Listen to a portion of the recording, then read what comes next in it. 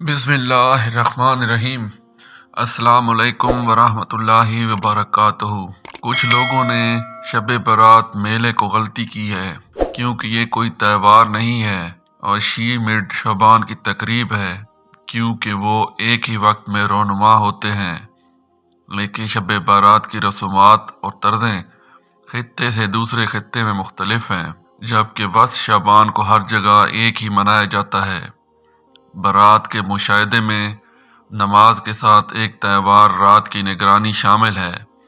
زیادہ تر علاقوں میں یہ ایک رات ہے جب کسی کے ہلاک ہونے والے آبا و اجداد کی یاد منائی جاتی ہے۔ شب برات کو جنوب مشرقی ایشیا کا ایک بڑا واقعہ سمجھا جاتا ہے جس میں مسلمان اجتماعی طور پر پوجا کرتے ہیں اور اپنے غلط کاموں سے معافی مانگتے ہیں۔ یہ خیال کیا جاتا ہے کہ وہ پورے سال کے لیے انہیں خوش قسمتی سے نوازے اور ان کے گناہوں کو صاف کرے۔ بہت سارے خطوں میں یہ ایک رات بھی ہے جب کسی کے مردہ آبا و اجداد کو معاف کرنے کی دعا کی پیشکش کی جاتی ہے۔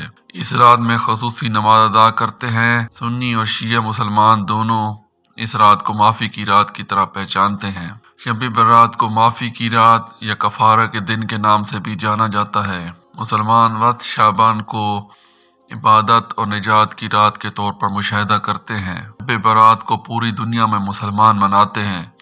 کچھ مسلمانوں کا خیال ہے کہ شب برات کی رات خدا آنے والے سال کے لیے تمام مردوں اور عورتوں کی تقدیر کو ماضی میں ہونے والے اعمال کو مد نظر رکھتے ہوئے لکھتا ہے۔ یہ سنی مسلمانوں کے لیے اعلیٰ قدر کا حامل ہے اور اسے اسلامی تقویم کی ایک سب سے پرجوش رات کے طور پر سمجھا جاتا ہے۔ مردوں کے لیے دعا کرنا اور خدا سے مردوں کی معافی مانگنے کے لیے تمام شہروں میں ایک عام تقریب ہے جو بارات کی تقریبات کا انعقاد کرتی ہے۔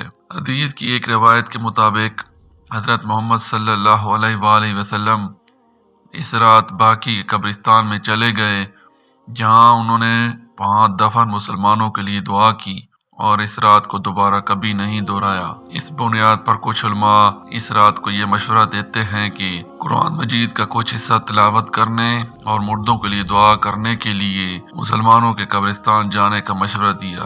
سنی اسلام کی کچھ روایات کے مطابق اس رات کو شب برات یعنی آزادی کی رات کہا جاتا ہے کیونکہ اللہ ان لوگوں کو آزاد کرتا ہے جو جہنم کے لیے مقصود ہیں۔